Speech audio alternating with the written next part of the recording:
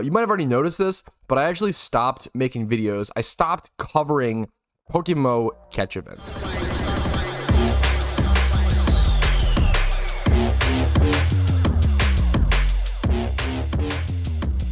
What's going on, ladies and gentlemen? My name is Darku, and it looks like a new video category has opened up and we are going to fill that void. So first off, we'll go over what a catching event is. A catching event is a PvE event hosted by the CMs, which is the community managers, and mods alike, as well as the game masters, etc., which are like high up mods. They all kind of host their own PvE events where you get 1 hour to catch a certain mon, 10 minutes to submit it, and you can win a prize.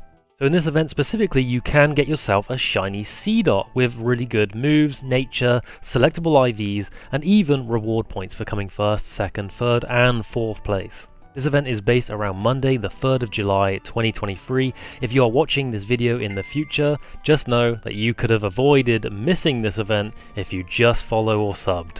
And also, if you didn't know, the mods also post it on the forums, as well as you can get tagged in the actual PokeMMO official Discord server.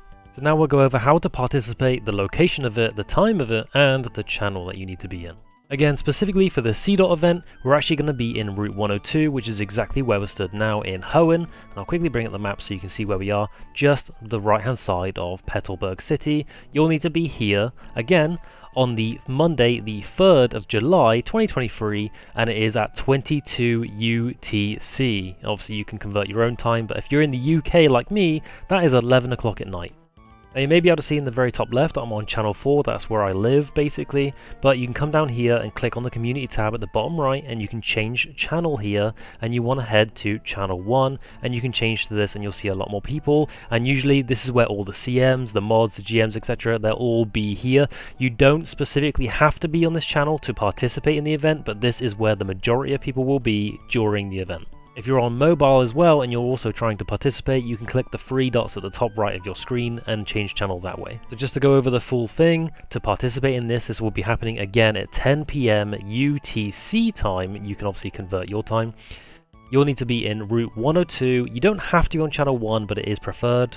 And the only Pokemon accepted as valid entries are Seedot, Ralts, and Surskit. Obviously, each points are independent. We'll go over that now. So the points are actually accumulated when you catch the Pokemon. Say, for instance, we just caught this Breloom, you would go over to the DNA tab here, which is the 4th tab, and it would tell you the IVs. So your score during this event will be these total IVs down here. So let's say, you know, we caught this Breloom, it's a neutral catch, we got 134 points, and that's how you would add up how many points you've got, etc.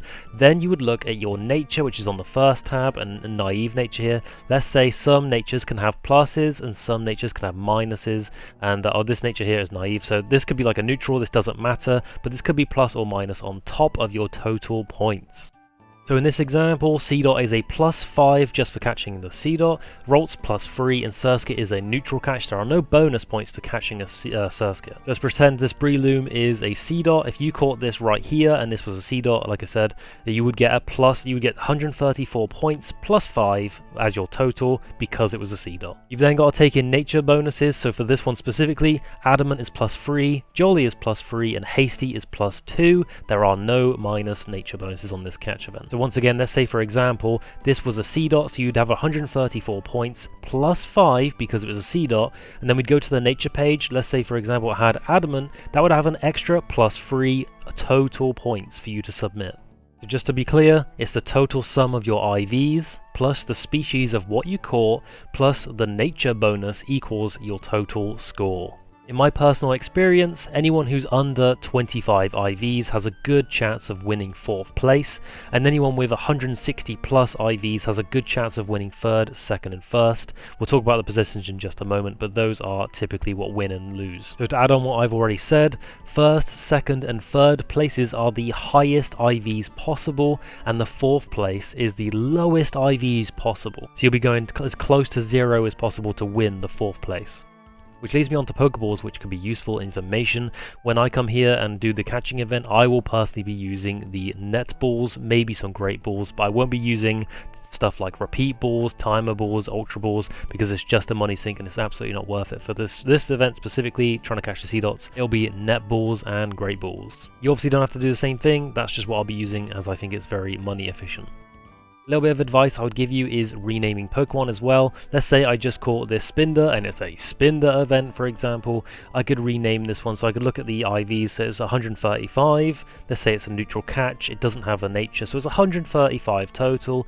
I could write this as 135 points, like so, and then because you're catching loads and loads of things in this area, they'll all be sent to your PC. So if you rename your winner or your 4th place winner, you will know exactly where it is in the PC just by searching for it. Because once again, you will catch a lot of Pokemon during these events. Moving on to my next point then of Pokemon that you should bring to this event. Obviously this one's specific, but all events you should think about investing into a Pokemon that can be really good at false swiping and staying alive, as well as something that has a synchronized ability as well. For example, my catching Pokemon, I've got True Swiper here, who is a Breloom, and it has the Poison Heal effect ability, also holding a Toxic Orb so it can poison itself and constantly heal itself during fights. We've PP maxed the false swipe here, as well as we have Spore, so we can actually put them to 1 HP and also put them to sleep if we want using Spore, as well as again Breloom just staying alive. He's a super good catching Pokemon. Next up we have an Espeon. Now you could use any Pokemon for this as long as they have the ability.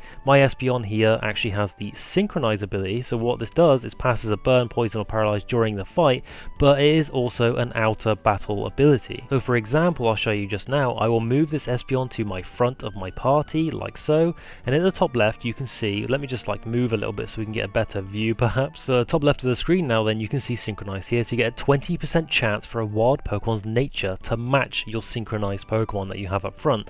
So let's say this catching event, if you get a Timid, it's plus 20. Let's say for example, obviously it's a, you know, bit exaggerated, but let's say Timid plus 20, and we have this Timid Espeon which has the Synchronize ability up front. We have a 20% chance that a wild Pokemon that we find will have Timid. So bringing a synchronized Pokemon with you up front before trying to catch it is definitely a good method. So during this event, once again happening at 10 PM UTC time, you'll have 1 hour to catch all the Pokemon you can, and then when that is over, that's it. You stop catching Pokemon, and then you're allowed to submit your entry. What I mean by submit your entry is all the CMs, the mods, the GMs, etc. They will all say taking entries in chat, and what you can do is right click on their name in the chat and whisper them, or click on them where you're stood. If you're on channel 1, that's probably where they'd be.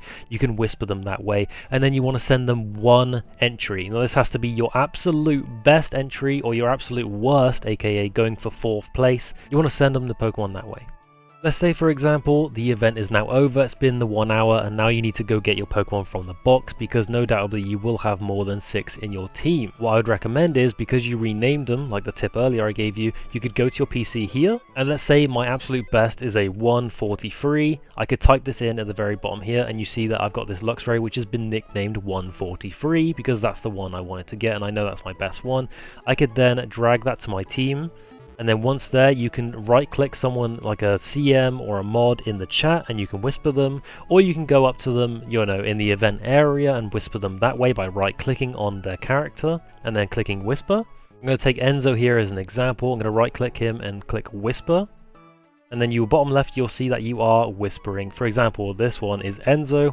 We're going to whisper him this Luxray because I can just drag it in just like that, and you'll see the ID number. Or you can click this little button here which says link, and you can click Pokemon, and you can click the 143. Let's say that's the best we've got, and we're just going to send that, and he's going to have no idea why I've just sent him that.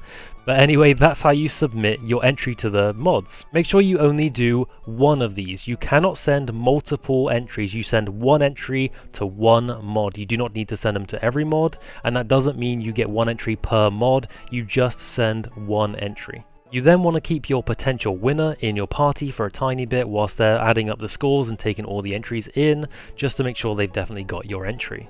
So when the 1 hour is up, the 10-minute submission is over, they'll take another maybe 10 minutes to actually come up with the full score of everyone's entries, and you'll know who won by them telling everybody in the global chat. Now at the very bottom left, obviously you can see that we're clicked on global right here, and this is where the mods will type in who won or not. So there you go, ladies and gents, that is everything you need to know. Any link that you possibly need is going to be in the description of this video. If I've somehow missed anything at all, I'll make sure to make a comment on my video, like in the actual comment section, and I'll pin it so that everyone can see if I've missed something. But I'll also be doing these catching events from now on.